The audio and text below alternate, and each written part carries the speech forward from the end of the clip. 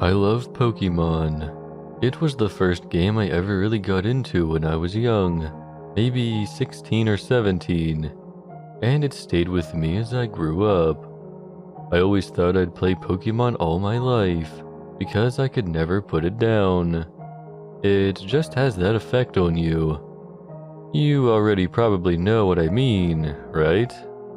I guess I was a bit older than the average Pokemon fan when I got my hands on my first game, which I remember being a copy of Pokemon Blue. Like a million other kids that year, I received it as a Christmas gift. Across the country, countless Pokemon games were being unwrapped that very morning.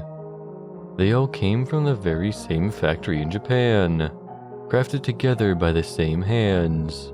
They were all stuck in shiny new Game Boy handhelds and turned on for the very first time. I remember I had the biggest smile on my face when I began my adventure, nestled beside the Christmas tree, decked out in full winter pajamas. I selected Bulbasaur as my starter, caught a Pidgey, and caught a Caterpie. I brought my strong 3-man team through the first couple of gyms without a hitch. I thought everything was going well. Brock and Misty were a piece of cake. Bulbasaur is easy mode. Rock and water types bowed down to grass. Admittedly, Lieutenant Surge gave me some issues, but I eventually triumphed after a bit of grinding. It was one after the other. Eventually, I came across the HM Cut and was given access to Route 9 and soon after, Rock Tunnel. It took me a day to navigate through the darkness, but I did it. By then, the month of December was reaching its close. I'd shut myself up in my room for a few hours every day playing Pokemon, grinding Pidgeotto, Butterfree, and Ivysaur up a few levels each time. I didn't care. I was having a blast. A friend of mine even traded me a Sandslash for a Charmander, which brought my team up to 4 strong. I didn't think the game could get any better. Then I stepped foot into Lavender Town. For a few seconds, I stared at my Game Boy's screen as the color scheme turned gloomy. The music began playing and I made a face. Lavender Town's melody was melancholy and sad, completely unlike all the other themes I'd heard so far. I immediately realized this place was something else, something the developers wanted to set apart from the rest. I didn't know any other reason they would have gone to the lengths they did to make Lavender Town seem so dark. The haunting music followed me into every building, even the Pokemon Center. No longer smiling, I waited impatiently for Nurse Joy to heal up my pals as the depressing sounds wore on. I thought they'd never end. Having hung around Lavender Town long enough, I made my way to the western exit. Everything was going according to plan, until I realized I had majorly goofed and forgot to check out the town's main feature, the Pokemon Tower. Lying back on my bed, I pulled the Game Boy close to my face and squinted. Pretty much everything was hard to see because the Game Boy obviously didn't have a backlight, so I turned on my room's lamp and glanced at the window. It was maybe 9 or 10 p.m. about then. Everyone in my house was going to head off to sleep soon. I decided to play on. As I walked into the Pokemon Tower and talked to the depressed NPCs, I began to lose some of my focus. My eyelids were getting heavy, and I was mashing buttons subconsciously.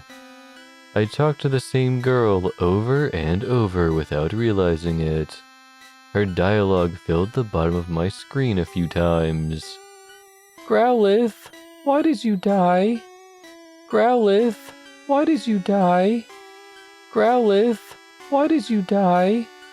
It was weird how the characters always say the same thing over and over again. You'd think it was an error or something. that these poor NPCs are glitchy fragments of real people, doomed to say the same thing over and over until the end of time. Here, at least, it seemed fitting. They were only mourning. I progressed up the levels of the tower, beat my rival, and entered the floor with a mystical healing pad. I walked over it a few times, tentative to breach the edges, let another unidentifiable ghost appear. I was getting tired of my Pokemon being immobilized with fear. While facing one of the Pokemon tombs, I selected Sandslash and scrolled down his options. The friend that had given him to me already taught him strength. Curious, I opted to use the move and was intrigued to read the game's note. You can now move heavy boulders around. I know a tombstone wasn't what the developers had in mind for strength's purpose, but I had Sandslash push at it anyway. To my surprise, it moved, revealing a small black hole in its place. My character immediately dropped through it. I thought I would appear on the floor below, but I didn't. Instead, my character was surrounded by a black screen with a Lavender Town music playing. I scooched back on my bed and brought the Game Boy right up under my lamp, thinking I'd be able to pick out some features of the new level if the screen was better lit. There was nothing to be seen.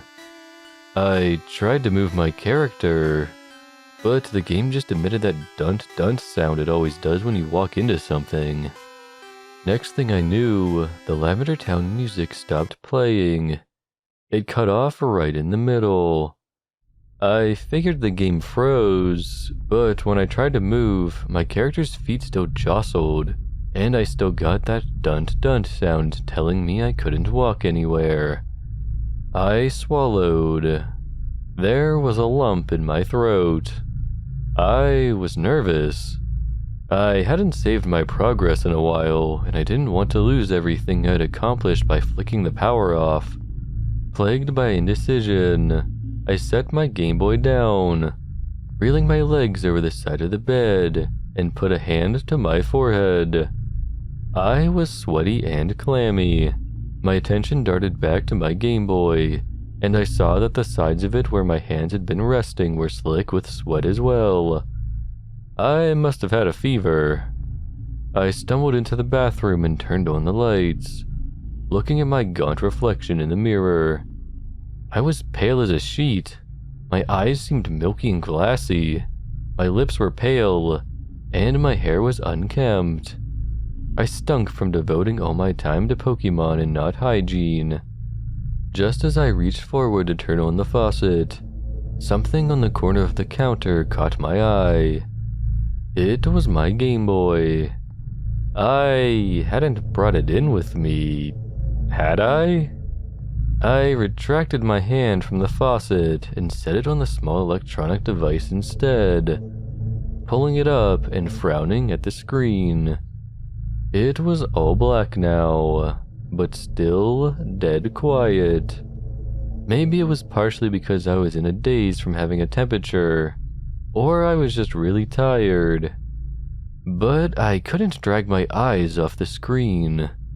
My eyelids peeled back, and I kept staring into the black abyss, wondering where my character had gone.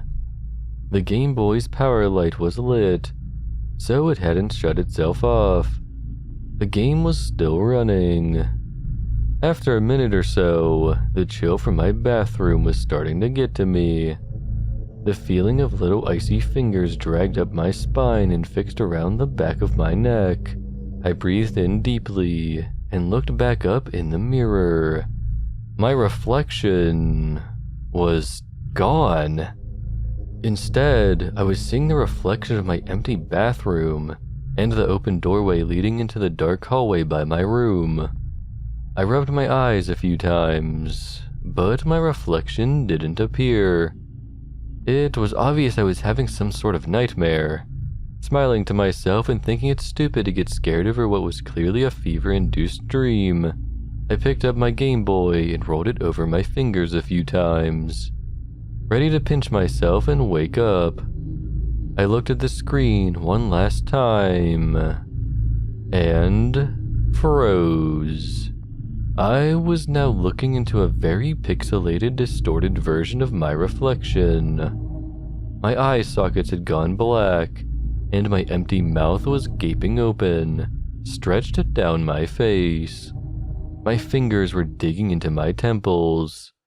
Music started playing and got louder and louder, even though I wasn't touching the volume dial. It wasn't Lavender Town's theme. It was eerie, less constructed. It didn't take me a minute to realize it was the song being run backwards. I dropped the Game Boy, which clattered against the bathroom tile. The back popped open, and the batteries flew out and rolled towards the doorway. Throwing my hands into my sweaty, messy hair, I went weak at the knees and sunk back against the wall, pinching at myself, trying to wake myself up. The music was getting louder still, even with the Game Boy face down without batteries.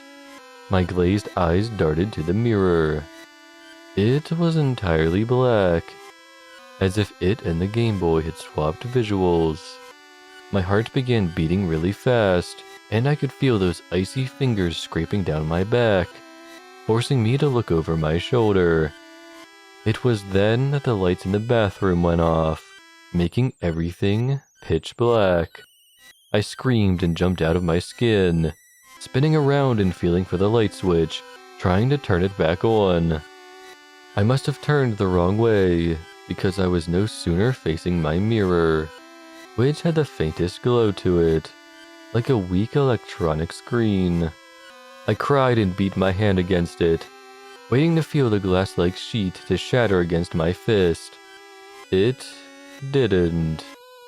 Nothing broke. All I heard was a soft thumping. I spun away and tried to feel around the darkness, but it was as if all the walls had closed in around me. The music was blaring in my ears, hot and unnerving, making my head want to burst. Tears streamed out of my eyes as I struggled, but there was nowhere to go.